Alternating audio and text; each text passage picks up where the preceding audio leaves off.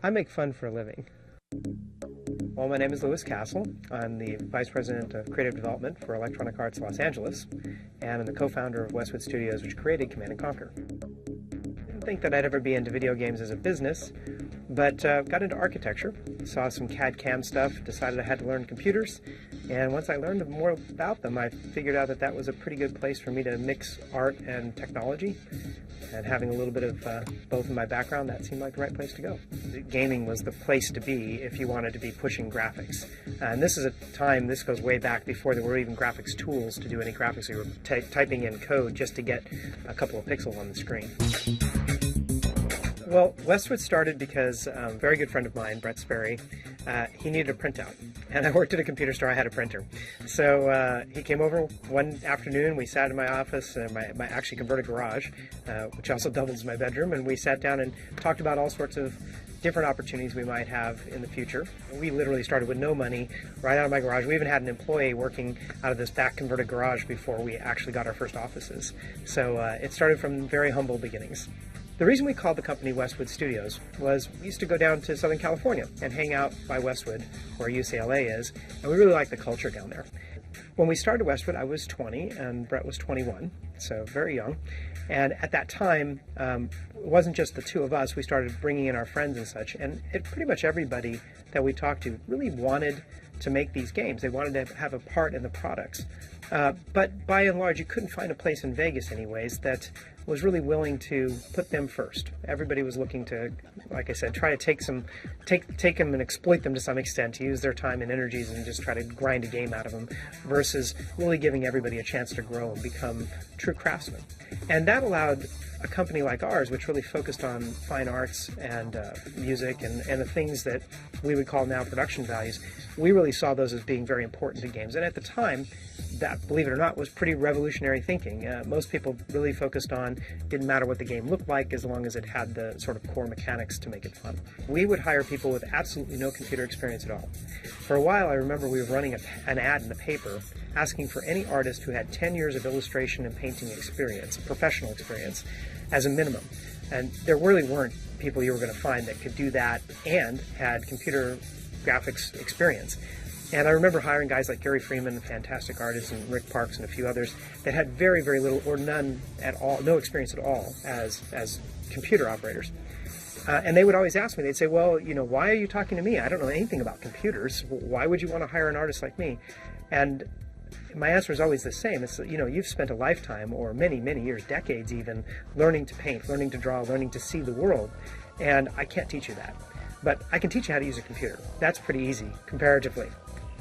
I think that's why we were successful, because we really were committed and continue to be committed years and years later to the careers of the people that had put all the time into the products. The first game we worked on was a game called Temple of Abshai Trilogy. At that point, we were trying to make this game for the Macintosh, and that was a new system at the time. I didn't even really know how to program a Macintosh at the time, so they thumped this big 1,700-page volume of Inside Mac and went through it cover to cover many times and learned how to program the machine at the same time that we were doing the project. It was quite successful. We got the game done very quickly. We got it done under budget.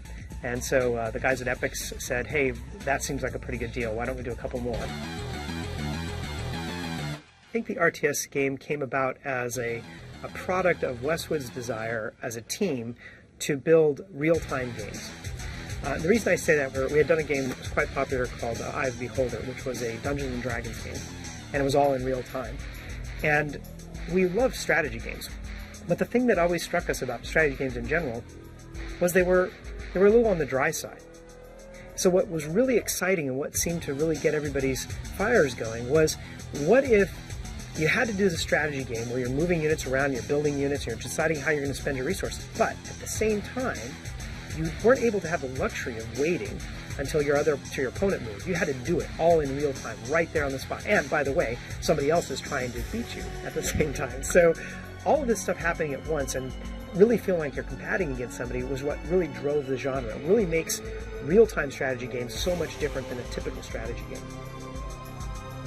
Well, the very first real-time strategy game that we made, and frankly, probably the very first game anybody would recognize as a real-time strategy game, was called Dune 2. We shipped this product. It did very well. And we decided to do our own original property around the concepts, the core compulsions which made this strategy game so much fun. Sources indicate that GDI terrorists were convinced that this simple hamlet was involved in the manufacture and shipping of Tiberium. And when this madness end? Only when General Shepard and his vision of one world order is stopped.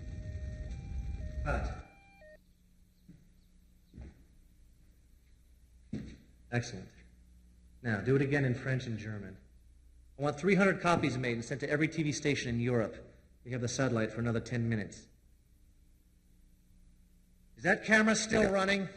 If we want to live in a different world. With Command&Conquer, what we did was we took this idea of this real-time strategy, the pressure of having to make these strategic decisions, and we wanted to put it into a context which was really accessible to that day. But the story of C&C really came about the conflict between good and evil, and to cast that evil character at the time, we really wanted to reach into what was at the heart of most people's fears. And at the time, we weren't afraid of the Soviets or anything else. We were very much afraid of, the world was afraid of terrorism. And Brett and Edie and Joe came up with this great story idea of, why don't we take this really charismatic, megalomaniacal guy who would gather together a bunch of terrorists and create an organization and take on the world. And of course, that's what C&C is all about, this terrorist organization called the Brotherhood of Nod. And of course, if something existed like that, the world would have to react. And so all the Western nations got together and created this GDI, Global Defense Initiative, to combat Cain and the Brotherhood of Nod. This was back in 1995, many years before we have ourselves in our current geopolitical situation. So it was a bit of fortune telling, as it were, and I think that's what made it resonate with people, and that's what really made Command&Conquer mean something to people, because it felt like it could happen any day, and of course it did.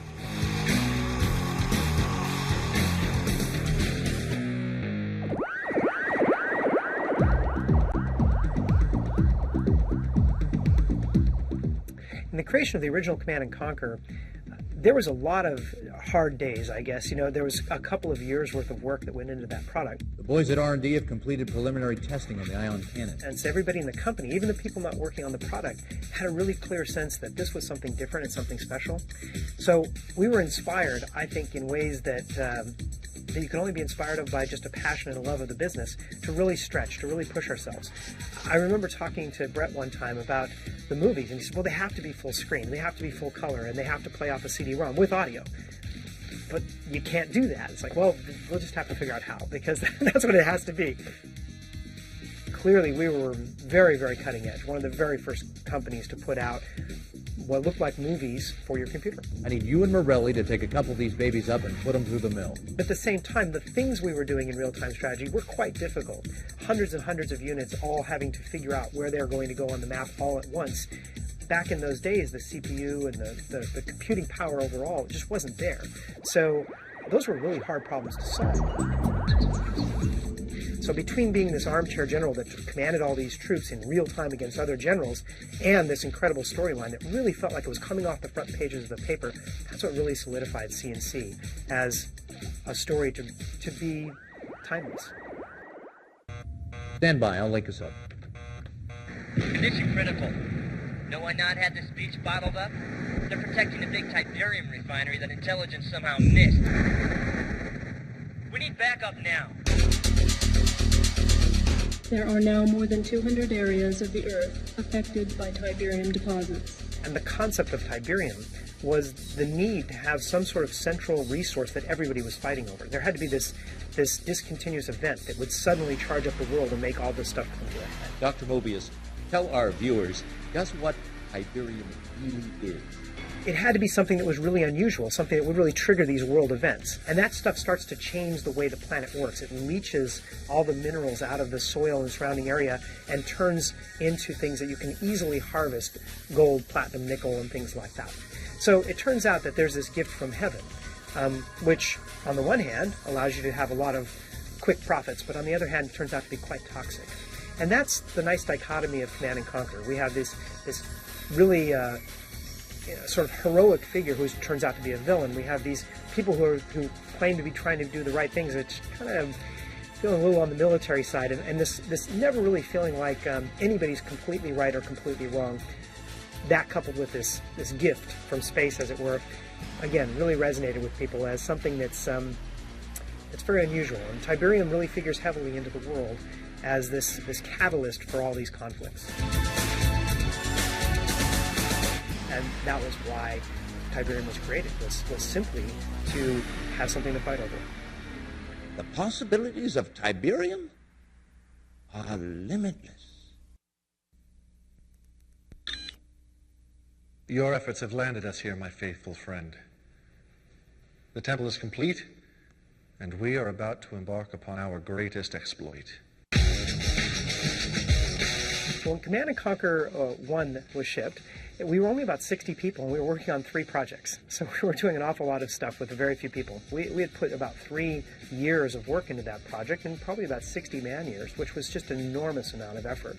And at the time, a lot of people didn't think that the game had a lot of possibilities. We had original forecasts in tens of thousands of units, like 60,000 units, versus the 2+ million that we sold.